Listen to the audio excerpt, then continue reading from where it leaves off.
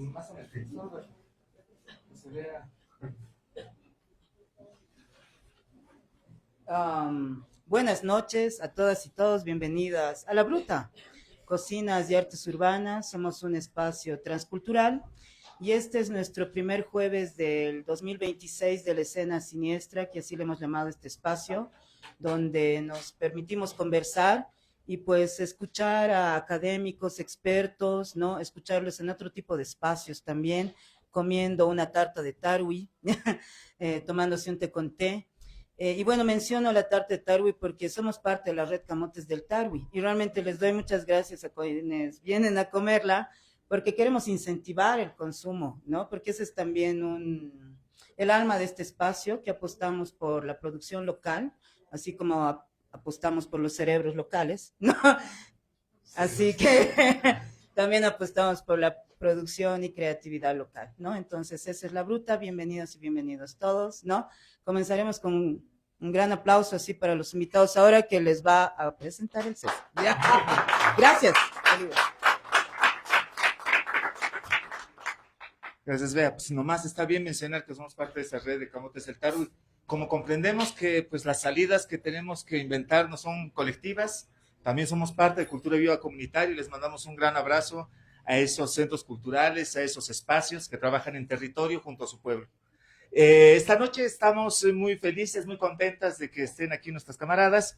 El tema que vamos a tratar ahora se llama gasolinazo, ajuste y saqueo, los planes del Fondo Monetario Internacional para Bolivia. Están con nosotros y con nosotras Fabiola Quispe y Nata Hasti. Bienvenidos, bienvenidas a La Bruta. Un aplauso para nuestros invitados, nuestras invitadas.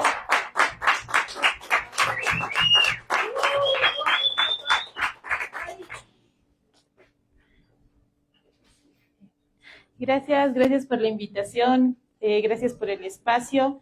Creo que para empezar a hablar del ajuste, el saqueo y el plan del FMI para Bolivia, es importante empezar por el contexto internacional. Estamos en un contexto donde, bueno, esta frase que dice, ¿no? Lo nuevo no acaba de nacer y lo viejo no acaba de morir. En un contexto donde la hegemonía de Estados Unidos como imperio se está perdiendo. Y en ese sentido, claro, lo que busca es reafirmar su potencia en las regiones como la nuestra, que sería Latinoamérica, por ejemplo, con esto de la doctrina Monroe, una doctrina que está pensada justamente para mantener en orden este patio trasero en buscas y en miras de tener mejores condiciones para luchar esta hegemonía que está perdiendo, ¿no? Por eso vemos que no es casual lo que ha ocurrido en Venezuela el 3 de enero con los bombarderos y posterior secuestro de Nicolás Maduro, que aunque nosotros desde la LORSI estamos en contra, estamos desde una posición de oposición de izquierda revolucionaria a los planes al gobierno de Maduro, no por ningún motivo vamos a darle la mano o aplaudir, como otras organizaciones sí lo han hecho, este despliegue imperialista brutalmente intencionado desde Estados Unidos sobre Venezuela. Pero, o sea, Trump ya ni siquiera es, bueno, si bien la excusa empieza siendo el narcotráfico, al día de hoy ya ni siquiera hay una excusa, ¿no? Ya es directamente, queremos el petróleo, vamos a ordenar el petróleo, me interesa el petróleo para mí. Y eso nos debería dar una pauta de lo que quiere el gobierno de Estados Unidos para toda la región.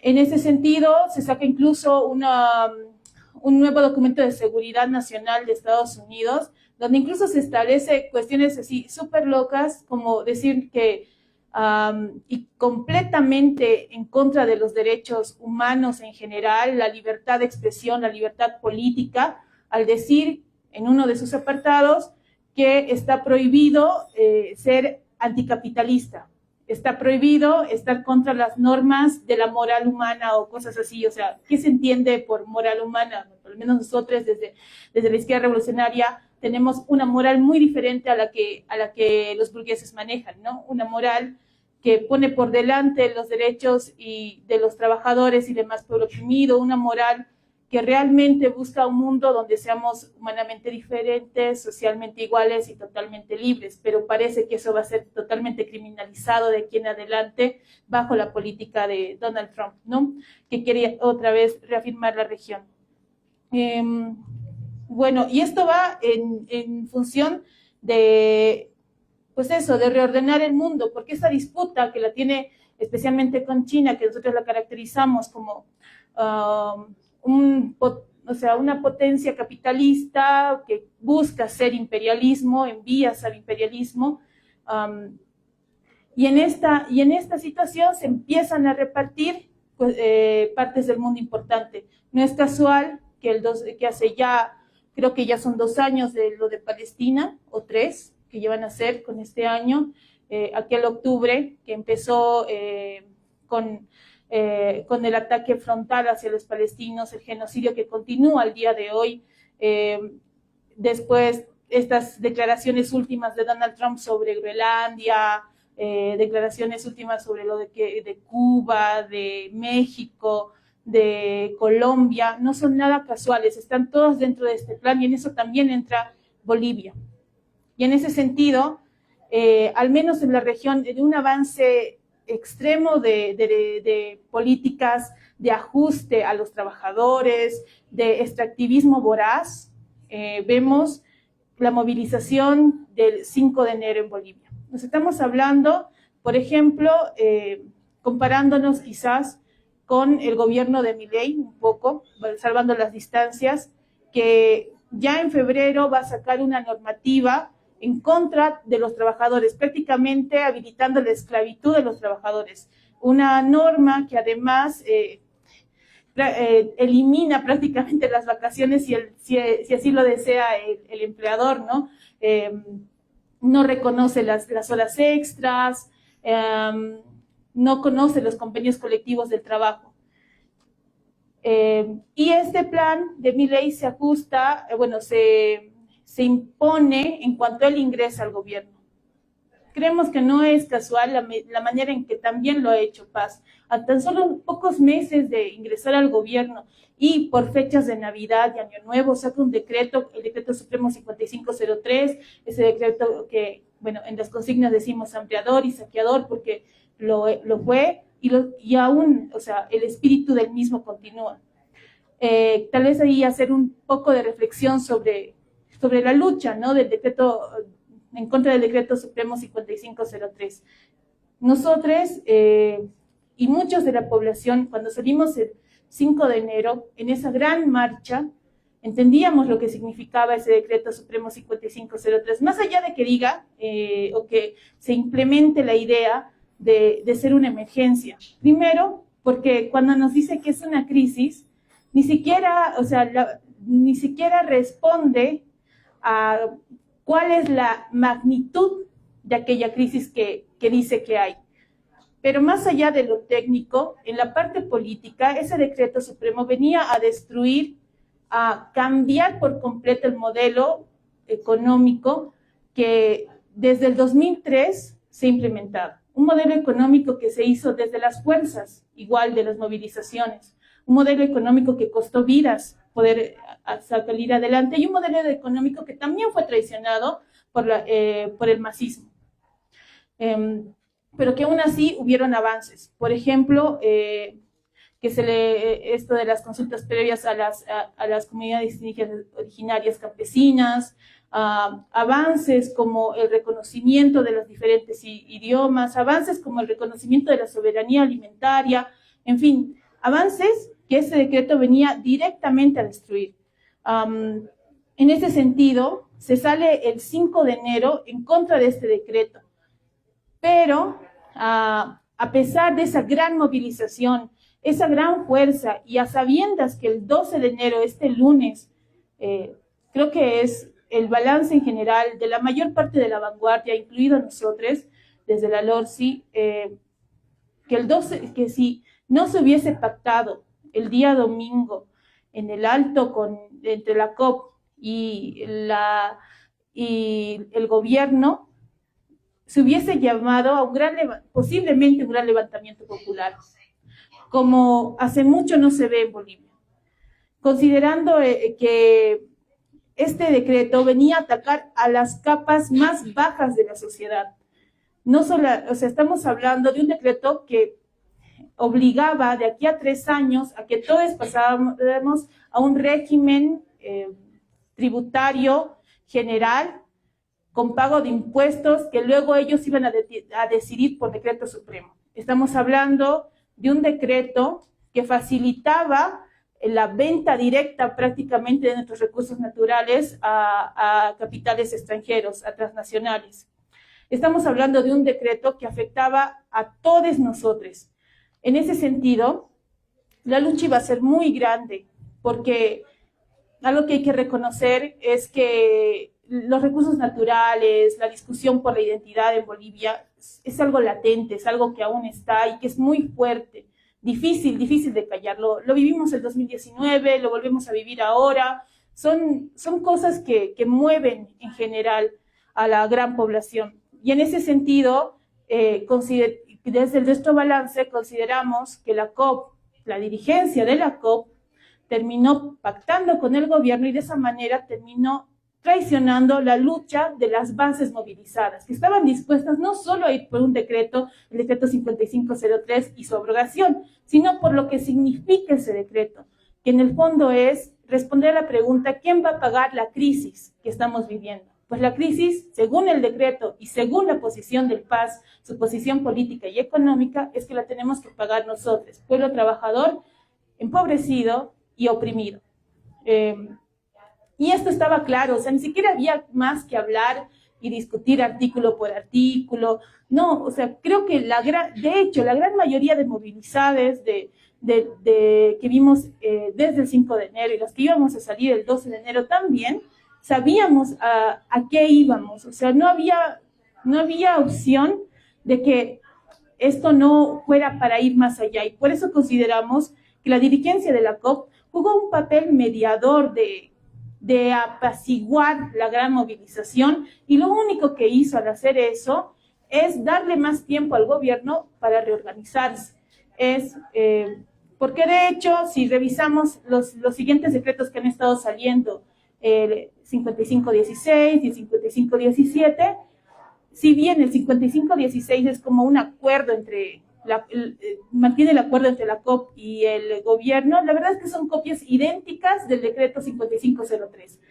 Ambas establecen una necesidad de urgencia, hablan de que es necesario eliminar la subvención, según ellos, por cuestiones administrativas que no se hicieron bien, por corrupción, por nepotismo. No te explica ni siquiera desde una manera técnica, o sea, técnica, porque toda ley o toda normativa que sale con esa intención debe tener mínimamente un respaldo técnico de que realmente sea necesario sacar la subvención. En eso creo que Nata nos puede ayudar mucho más para entender que de hecho nos están mintiendo con la necesidad de bajar la subvención, porque no es así.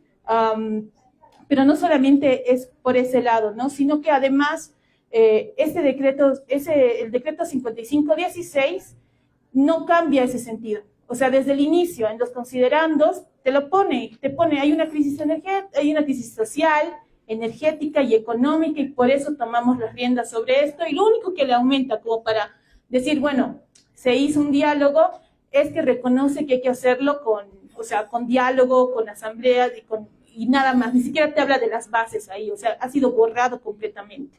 O sea, así de terrible es el 5516 y así o sea, así es como nos han terminado traicionando la dirigencia de la COP. Lo que sí logra hacer el 5516, a diferencia del 5503, y esto se debe por completo, como decimos, a la gran masa movilizada, es que se retrocede en muchas acciones inconstitucionales, como ser el fast track, como ser la soberanía alimentaria, como ser el blanqueamiento de capitales, que de paso el blanqueamiento de capitales iba a ser como que nadie iba a poder saber cuánto se está blanqueando, quién lo está blanqueando, desde cuándo lo está blanqueando. Iban a tener un seguro jurídico, por así decirlo, para que nadie pudiera ver cuánto dinero en efecto los grandes empresarios se sacaron del país y lo iban a blanquear, o sea, iban a decir sí y nadie iba a saber, porque obvio, íbamos a salir si eso ocurría. Y bueno, así como, bueno, soy abogada y una de las cosas que me sorprendía de eso, más junto del Fast Track, es que una de las cosas por las que se luchó mucho el 2003 fue justamente para saber qué establece cada contrato que se firma en cuestiones de recursos naturales, cómo se maneja la administración, todo eso en un solo artículo, el artículo 24, ese que lo usamos mucho los abogados, es segura de decir, bueno, en honor o en virtud del artículo 24 que establece la posibilidad de pedir información y bla, bla, bla, bla, bla, ese artículo te permitía a cualquier persona boliviana acceder a ese tipo de información, por lo menos el pedirlo y que te tendrían que responder. Se vulneraba por completo ese artículo. Como digo, son luchas, avances que hemos hecho a través de luchas desde hace muchos años, lo que venía a destruir este decreto. Y bueno, otra de las cosas, como hace un momento decía, que se destruía por completo era la soberanía alimentaria, que es algo que también hemos luchado en el 2003 para que exista, para que primero se piense en la comida, en el plato que tiene que llegar a cada familia en Bolivia, a cada uno de nosotros, antes de la exportación ilimitada. Cosa que ya se venía dando, ojo ahí, o sea, ya venía avanzando en eso desde el gobierno de Arce, con los 10 puntos de acuerdo que tuvieron hace ya 2 años entre empresarios y Arce. Pero acá ya lo hacía explícito, ya lo hacía ley, ya no era un acuerdo, era una realidad en la que se podían, de hecho, afianzar los empresarios agroindustriales para terminar de, pues, liberar todo hacia el extranjero. De hecho, no tenían ni responsabilidad de tener algo concreto, o sea, de mantener el almacenamiento interno del país, para el abastecimiento interno del país. De hecho, a través de esa ley, ni siquiera ponían precios, o sea, podían ellos subir el precio de lo que se quedaba a lo que ellos quisieran, ¿no? En ese sentido, digamos que hubo pequeños avances, pero estamos seguros, seguras y segures de que podríamos ir ido por más. O sea, la movilización que se preparaba para este 12 de enero era muy grande. Nos ha sorprendido como a muchos el ver que, digamos, que primero la COP llamase, eso, de ahí yo creo que empieza una pequeña del análisis de cómo nos empieza a traicionar, que la COP llamase a movilizarnos en contra del gasolinazo, que era lo primero que salió, no inmediatamente, sino 2 días después de lanzado el decreto. Segunda cosa que hace la COP para avanzar, digamos, en la traición al final del pueblo movilizado, es que cuando realmente había fuerzas para luchar, de la nada dice que llama al gobierno, ellos lo llaman, a dialogar, cuando el gobierno supuestamente no estaba dispuesto, y termina estando dispuesto porque sabíamos que esto iba para más, o sea, sabíamos que podíamos llegar para más. Bueno, eso, otra de las cuestiones que creo que debemos dimensionar es que, a pesar de la traición de la burocracia de la COP, la lucha que hemos logrado hacer hasta la fecha ha logrado retroceder en cuestiones importantes como los recursos naturales, y en ese sentido, por ejemplo, pongo otra vez de ejemplo lo que está pasando en Argentina y su Patagonia. Se está quemando, se sabe que se está quemando, o sea, con personas que lo hacen a propósito por quemarla. De hecho, el vocero de la presidencia, Adorni, hace tan solo pocos días antes de que, o hace poco tiempo atrás, antes de que que se empiece a quemar la Patagonia, dijo que se estaba preparando una nueva ley de tierras donde hacía que todo lo que se quemara podría ser inmediatamente vendido a alguien, cualquiera. Y bueno, la situación en Argentina está para que ningún argentino que apenas puede pagar un departamento alquilado pueda comprar una tierra en la Patagonia. O sea, imaginarán a quienes van a terminar, o sea, con quienes van a terminar un montón de tierras, ¿no? Entonces, y además de gran recurso natural, o sea, hermosamente, tierras hermosas, de verdad.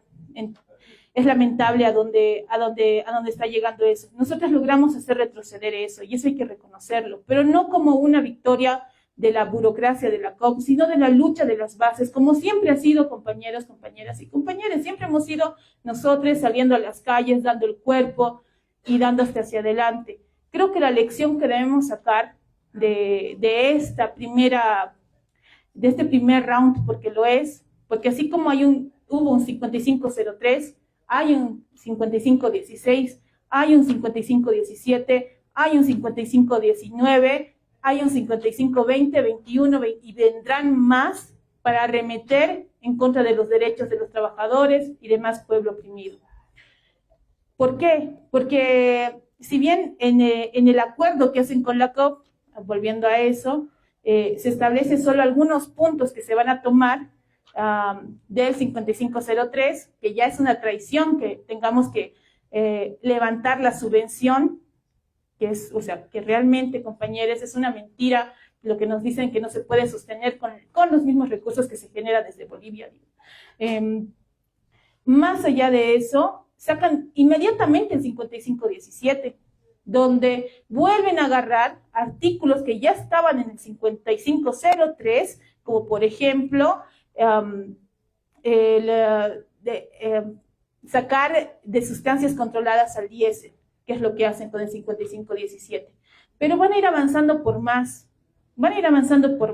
por todo aquello que supuestamente se ha abrogado. Y además, otra de las cuestiones por las cuales consideramos que es una traición muy fuerte de la burocracia, es que piden que aquellos artículos que eran inconstitucionales, fast track, seguridad alimenticia, creación de nuevos impuestos, entre otras, pase por una asamblea legislativa que prácticamente no tiene a nadie que nos represente, desde los derechos de los trabajadores, desde derechos del pueblo empobrecido y oprimido. O sea, no hay nadie en esa asamblea legislativa plurinacional que al día de hoy represente nuestros intereses. Nadie. Entonces, ¿qué va a pasar? Va a subir el decreto, va a subir la proyección de la ley y va a terminar siendo aprobada igual, pero esta vez legalizada y con el aval de la COP. O sea, una cuestión súper grave. De verdad, hay que dimensionar el nivel en el que nos ha llegado a traicionar las dirigencias de la Central Obrera Boliviana. Pero al mismo tiempo, dimensionar también que podemos, que ya lo hemos hecho, porque si llegan a ese acuerdo, compañeros, compañeras y compañeros, lo llegan gracias a la potencia y a la fuerza de la movilización de las bases movilizadas. Esa fuerza hace posible que el PAS, que hace unos días antes decía que no iba a retroceder y por nada del mundo iba a abrogar el 5503, se siente a negociar en el alto, o sea, en terreno de la Central Obrera Boliviana, con condiciones, por así decirlo, al menos simbólicas, de la Central Obrera Boliviana, terminan yendo a negociar los ministros que no pensaban moverse, ¿no? Y en ese sentido, creo que debemos ser para este balance o para esta discusión de gasolinazo, ajuste y saqueo y el plan del FMI, muy, como bien dice, un balance lo más equitativo posible, que nos muestren la fuerza real que tiene la población de la base movilizada en Bolivia, y que también pudimos haber sido y podemos seguir siendo como esa punta de lanza para romper con todo este ajuste neoliberal que viene desde el imperialismo. No sé, conmigo sería eso.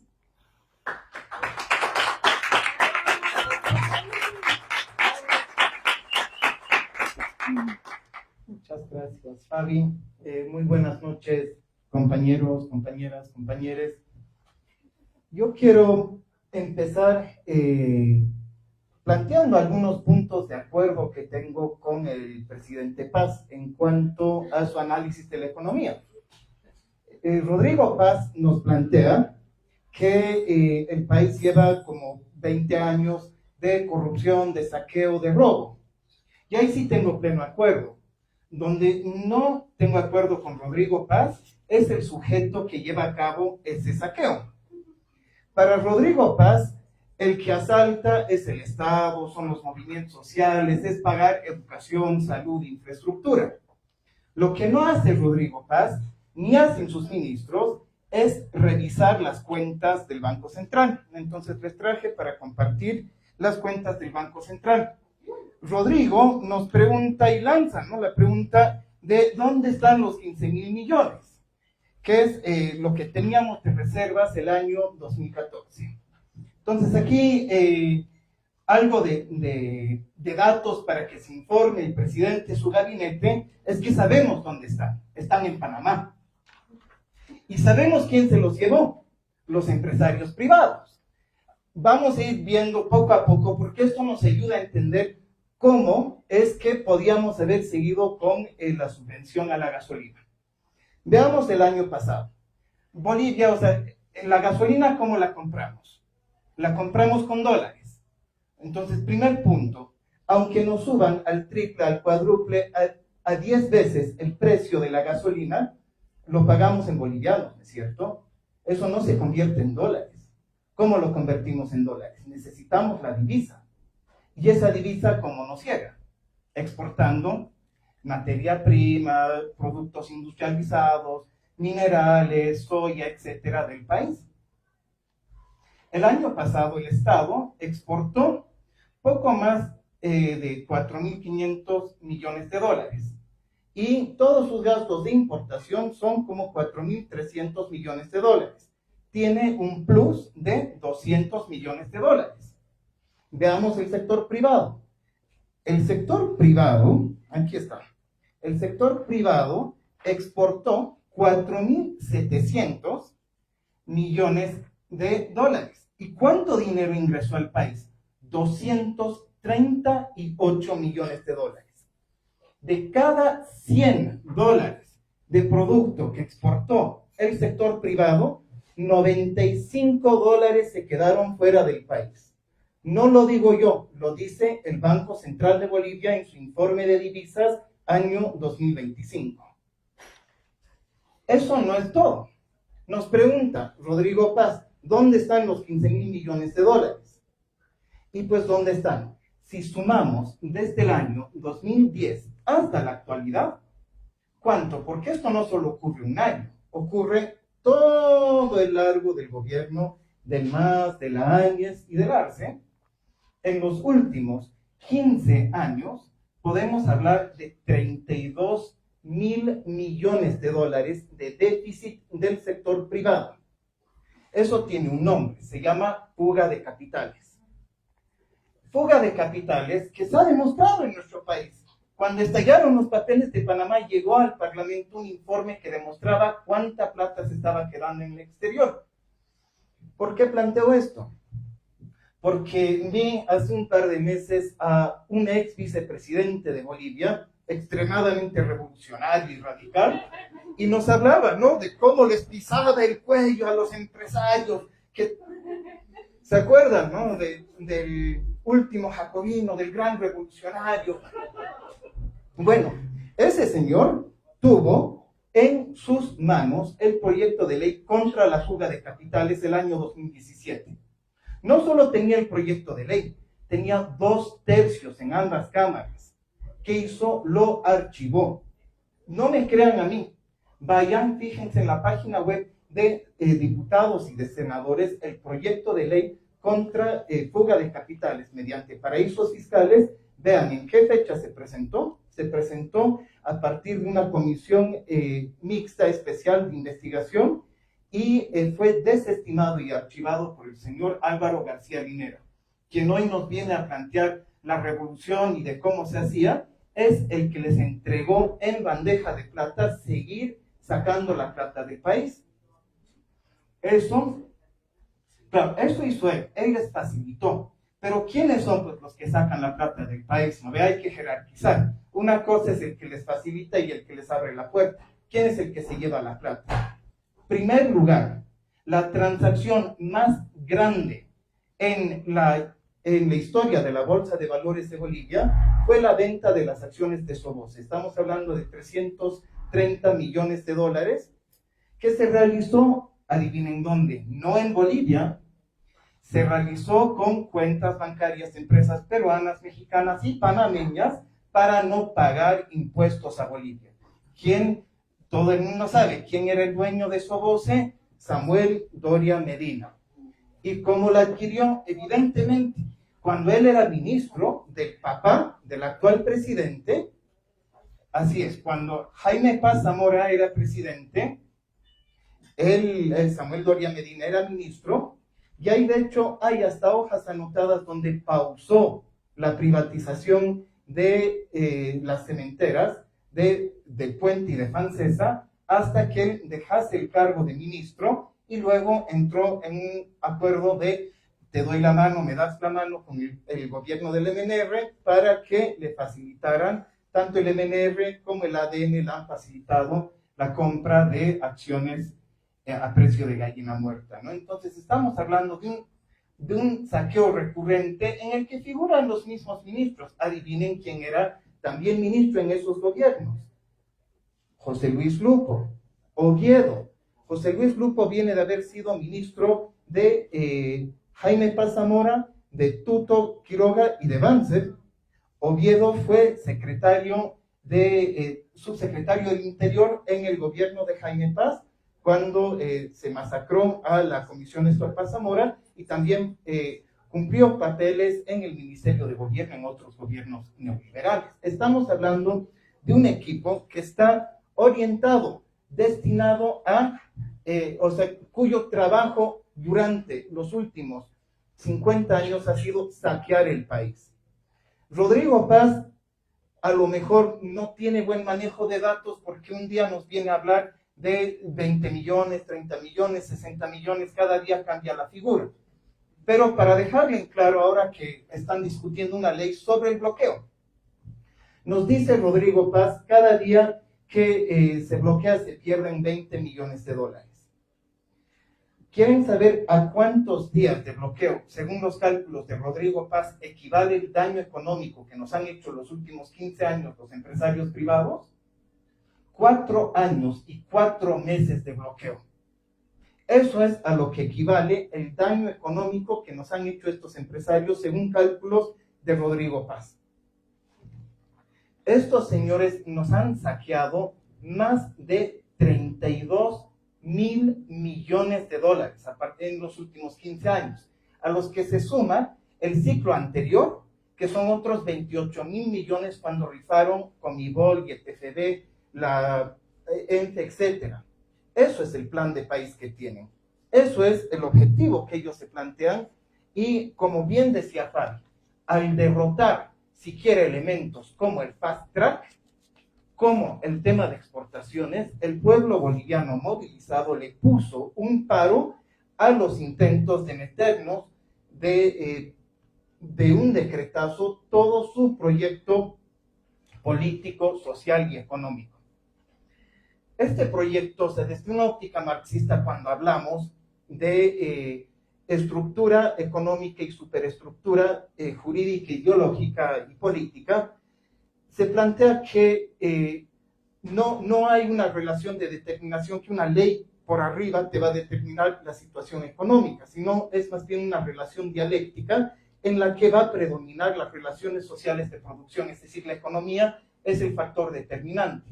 Este decreto establece una serie de medidas para liberalizar la economía, pero no se podría haber dado si no fuera por una serie de concesiones que ya se les había dado a los grandes agroindustriales, a los grandes empresarios mineros privados, a los banqueros, etc. ¿Y cómo podemos ver estas concesiones? Primera, Branko Marinkovic. Branko Marinkovic, que cuando fue ministro facilitó, agilizó el proceso de legalizar 33,000 hectáreas, no a nombre suyo, claro, a nombre de una empresa en la que figuran como accionistas su hermana, su hijo, su cuñado, su otra hermana y su otro cuñado. Claro, está todo bien.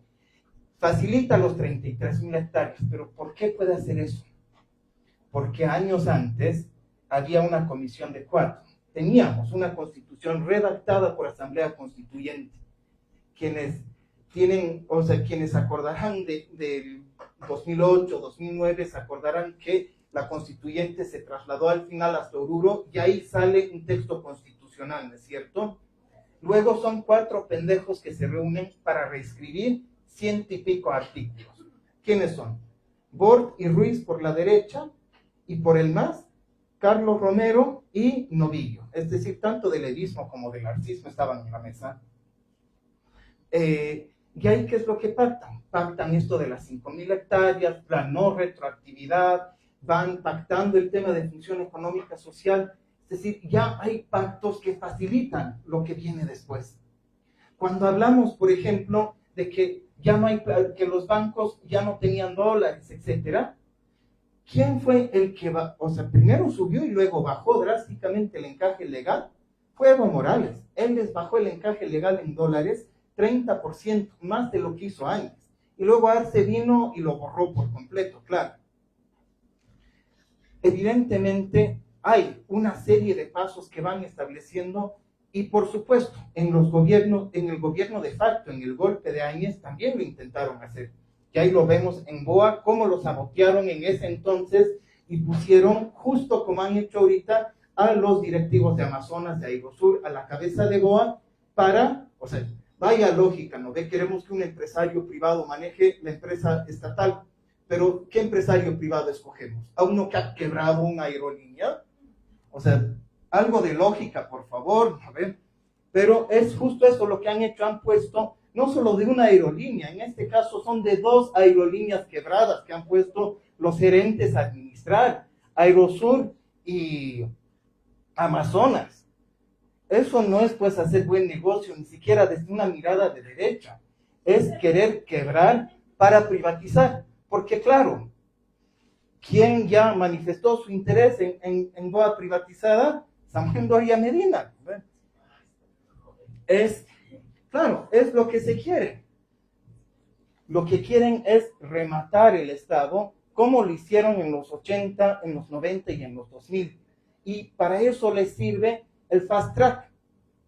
El fast track que yo creo que desde la LORS y desde la izquierda diario tenemos el inmenso orgullo de decir que ante los ataques de Petrobras en Tariquía, la corriente Revolución Permanente, un dirigente petrolero del Sindicato de Petroleros de Río de Janeiro, compañero Leandro, junto al Sindicato de Petroleros de Petrobras de Río de Janeiro, se han pronunciado con un pronunciamiento extremadamente claro. Bolivia no se vende, Tariquía no se toca.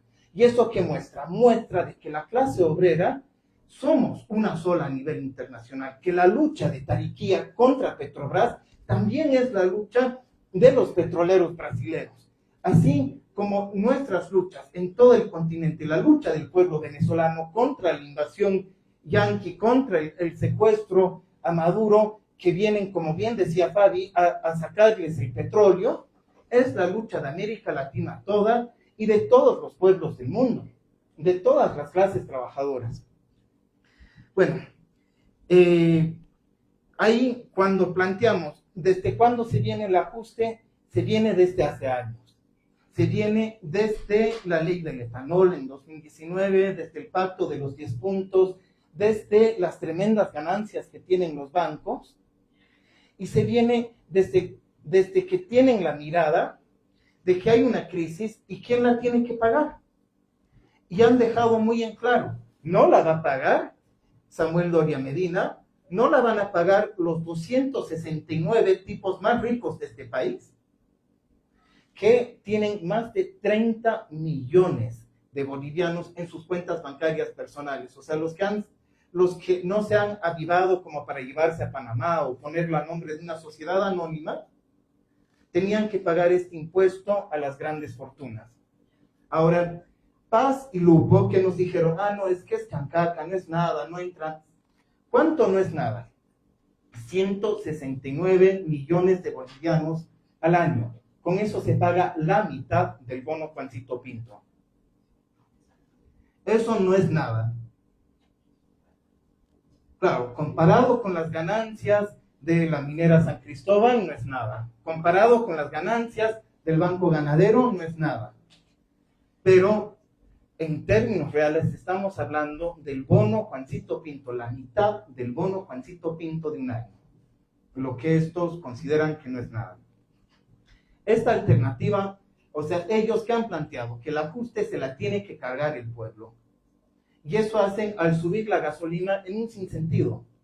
Porque, como decía, podemos pagar el doble, el triple, el cuádruple, pero eso no genera dólares.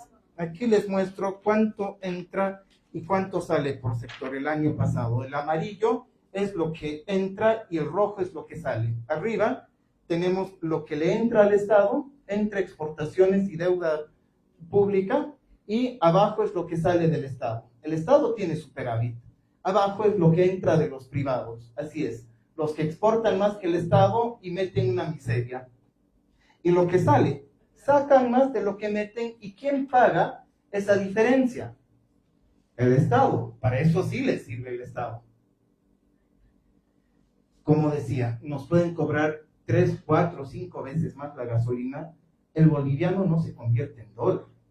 Tienes que meterlo o por vía deuda externa o que lo que exportamos del país vuelva al país. Ahí, ¿qué salida tenemos? Para la COP, para la dirección de la COP, en todo caso, era una necesidad. Yo creo que no. Había una salida y la salida era control monopólico estatal sobre el comercio exterior. ¿Eso qué significa? Cada gramo de soya, cada mineral que salga de este país vuelve su dólar correspondiente. Si el empresario va a saquear nuestra tierra, va a explotar a nuestra fuerza laboral, ese dólar vuelve al país, mínimamente. Con esa medida, con tan solo esa medida, ya tendríamos buena parte del problema resuelto. A eso que hay que sumar, nacionalización de la banca. ¿Por qué? Igual Rodrigo Paz realmente es un hombre que hace muchas preguntas, ¿no? Nos preguntaba, ¿y dónde está la plata de la gestora? Lo curioso es que no se, o sea, para mí debía preguntar en el gabinete, porque la mitad de esos tipos han trabajado en los bancos que tienen la plata de la gestora. Podríamos ir nombre por nombre, quién fue funcionario de qué banco, y les aseguro que ahí veríamos uno por uno. Empezando con el de la presidencia, el de economía, etcétera. Porque claro, ¿dónde están los fondos de pensiones? En la banca privada. Ahí tenemos en primer lugar, Banco Fácil. Ahí que le pregunte pues al candidato a gobernador en Santa Cruz, a José, que es Juan Pablo Velasco. Que le pregunte, que es accionista de paso en el banco, que le pregunte dónde está la plata de la gestora. En un banco quebrado. Que él es accionista de ese banco. Que le pregunte al Banco Ganadero, al Banco Económico, que tanta campaña le hacen en sus medios de prensa, en Mitel y en Red 1. Ahí está la plata de la gestora. Entonces, si con nuestra plata están financiándose los bancos, ¿por qué no los vamos a administrar nosotros? Luego, o sea, si ya vienen 15, 20, 30 años saqueándonos las mineras privadas y los agroindustriales sin devolver la plata al país, ahí está la respuesta. O sea, se regalan la tierra, se titulan la tierra, no pagan impuestos, se autorregulan transgénicos, ya no tienen, o sea, el tema de permisos ambientales, etcétera, ya se querían quitar con la 5503. Esas empresas no tienen que ser para mantener un modelo en el que se nos saque hasta la última gota que tenemos como país. Tenemos que cambiar de chip y pensar en cómo llevamos, cómo planteaban, y lo decía Fabi de forma muy correcta cuando decía en 2003 ¿qué planteaba? ¿Qué planteaba la agenda de octubre? Nacionalización sin indemnización e industrialización soberana. Ahí estamos disputando, y no es solo una cuestión con nuestra burguesía, nuestra oligarquía local, es porque al final como país nos han relegado ese papel en la División Internacional de Trabajo de ser saqueado.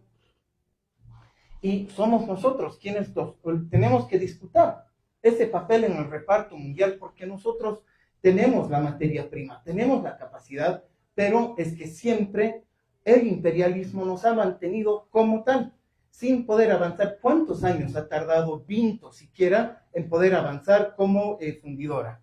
Para que ahora ya estén hablando de privatizarlo por segunda vez. O sea, ojo, que ya la privatizaron primera vez, la entregaron al Boni, después de entregarla al GONI, pagamos todavía en la CIADI para compensar las pérdidas del expresidente Gonzalo Sánchez de Lozada al comprarse la metalúrgica más importante del país.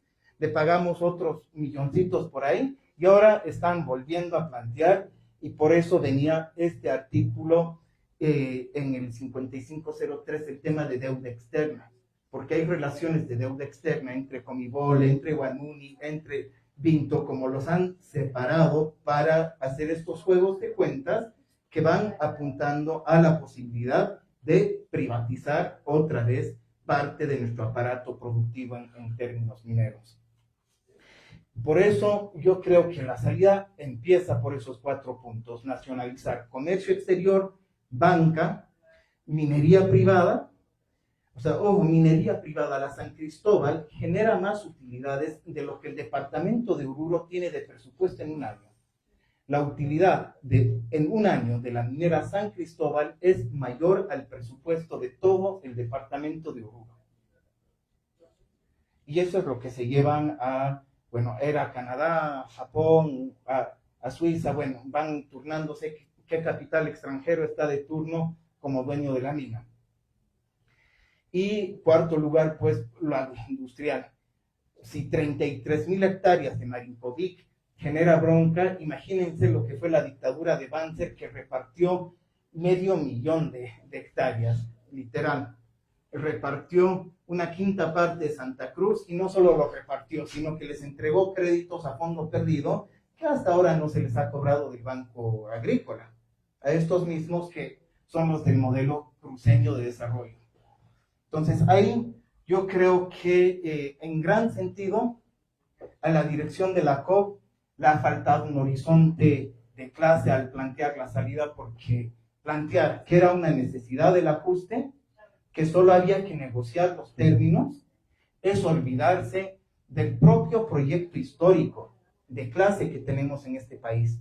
Y eso se refleja en tantos momentos de lucha, desde la tesis de Pulacayo, desde la tesis de la COP del 70, desde los propios manifiestos que surgen en las marchas por tierra, territorio, desde las jornadas de 2003, incluso en 2019, la resistencia al golpe que planteamos, y yo creo que eso fue parte importante en 2019, 2020, plantear que no queríamos que se rigen nuestros recursos naturales, como tampoco estábamos dispuestos a perder lo avanzado en términos de identidad, de lucha, de autodeterminación, de soberanía como país.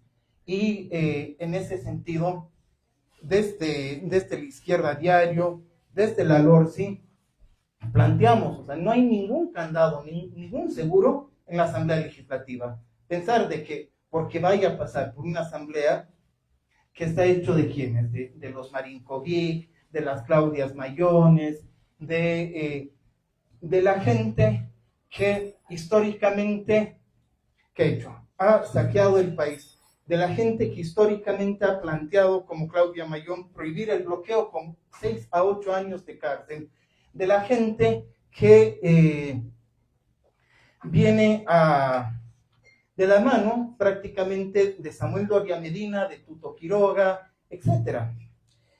Esa gente que literal ha priorizado una nueva imagen para la Asamblea Legislativa que discutir problemas de fondo cuando el país reventaba, ¿qué nos va a cuidar cuando venga un proyecto de ley para saquear nuestros recursos naturales? O sea, imaginémonos, el presidente de la Comisión de Tierra, Territorio y Pueblos es Branko Marinkovic, el que se regaló las tierras. Es el colmo. Y en ese sentido, que la COP plantea, no, que pase por la Asamblea Legislativa. ¿Por qué Asamblea Legislativa? Creo que hay experiencias sumamente importantes, como igual decía Fabi, de estas luchas, que es que podemos desde abajo organizarnos, podemos movilizarnos. Fuimos cientos de miles en la calle gritando, Bolivia no se vende. Y eso es una fuerza potente, potentísima. Y desde la LORSI llamamos, invitamos a organizar esa fuerza, que las asambleas abiertas que se han organizado, que las ollas comunes, que los espacios, que los colectivos, que los grupos que se han organizado, autoorganizado para discutir, para organizarse, no se apaguen, porque al final, no porque se haya abrogado, no porque se le haya arrebatado el número de decreto a Paz, se terminó esta pelea. Es como bien decía Fabi, es un round. Y ahora vienen con todos los nuevos decretos a hacer lo mismo, con todos los proyectos de ley a hacer lo mismo. Porque esto a qué responde? Responde a un proyecto de país. Y si nos fijamos, los últimos años del MAS, con aún mayor claridad, proyecto de país no había. Al firmar el pacto de los 10 puntos, etcétera, ¿qué proyecto de país tenía? ¿Qué proyecto de país tenía un Evo Morales que bailaba con el presidente del Banco Mundial y que le decía el presidente de los empresarios privados en Santa Cruz que ganaban mejor con él que con Vance? Ya proyecto de país, la derecha tiene, y su proyecto de país se resume en el título de esta charla, que es gasolinazo, ajuste y saqueo. Pero también hay un proyecto de país desde abajo a la izquierda, y ese proyecto de país se llama socialismo. Para nosotros ese proyecto de país es construir desde las asambleas, construir una economía que nos sirva a nosotros y que no se sirva de nosotros. Construir un país que en lugar de estar planteando ajuste y apretar los cinturones, plantee menos horas de trabajo y que todos trabajemos y en mejores condiciones. Que plantee que no queremos 269 tipejos que tengan más de 30 millones de bolivianos en sus cuentas bancarias, mientras a la gran mayoría le cuesta llegar a fin de mes, porque el pan ya no cuesta 50, sino que está 80, está un peso. Porque el pasaje cada día hay que ya preguntar, porque van cambiando, porque al final, cuando vamos a comprar carne, ya nos anunciaron, hay otro mercado más, Egipto. Y con eso la carne, han dicho los carniceros, subirá a 100, 110 el precio, al por mayor 130 para el consumidor final. O sea, estamos en una realidad donde el proyecto de país que tienen ellos es por eso, privatizar, saquear, explotar. Y la única forma, no hay una negociación con eso, no hay, bueno, entonces un agujerito más, un agujerito menos en el cinturón negociaremos. Macana, vamos por todo. Y el vamos por todo es porque nosotros hemos construido un país donde esta huipala sí es un símbolo que representa a las grandes mayorías y no vamos a permitir, igual que en 2019, que le estén sacando, quemando, pisoteando. No vamos a permitir que vuelvan a poner su bandera yanqui como lo han hecho con Áñez, que tenían un agente de la CIA sentado como asesor de la presidencia en el Palacio Quemado. Porque hay un proyecto de esta Bolivia profunda que sabe que estos recursos naturales son del pueblo, son para educación, para salud, para vivienda, para trabajo digno, y no son para que se los lleve el señor Trump, como ya dijo que lo quiere hacer en Venezuela, y como aquí, ya, o sea, sin autorización, sin decir nada, ya arribaron los de la DER y están empezando. De hecho, hoy día hubo una represión brutal en Chapare, como supuesto operativo y no sé qué, y vienen a hablar que químicos y no sé qué, hablan de balines, de gases, de represión a los compañeros cocaleros, volviendo como si estuviéramos en los años 90, con el plan erradicación cocacero, etc. Hay una sola forma, compañeros, y es luchar, y desde la LORSI, desde la Izquierda Diario, desde Pan y Rosas, desde Profesionales por los Derechos Humanos y contra la Represión Estatal, desde Combate Rojo, el grupo juvenil de la LORSI, les invitamos a organizarse, porque solo una lucha organizada, independiente, frente a la patronal, frente al Estado, nos puede garantizar una victoria frente a este ajuste. Gracias.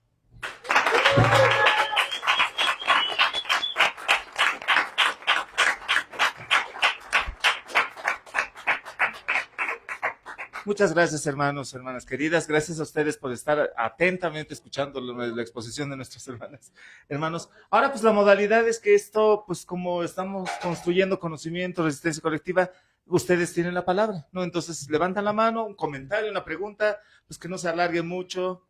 Da igual si se alarga, pues ya ni modo. Y aquí tenemos a nuestras invitadas todavía para poder escucharles, para poder, digamos, seguir pensando sobre estos temas tan importantes, porque nos están trayendo, ¿no?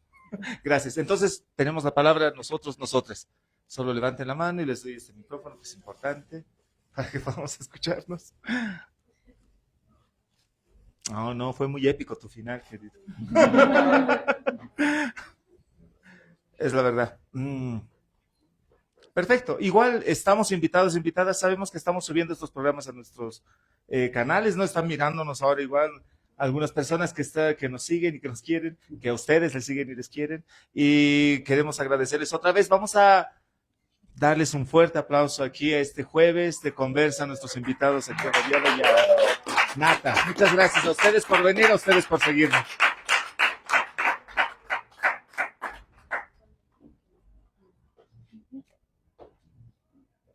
¿Nadie quiere decir nada?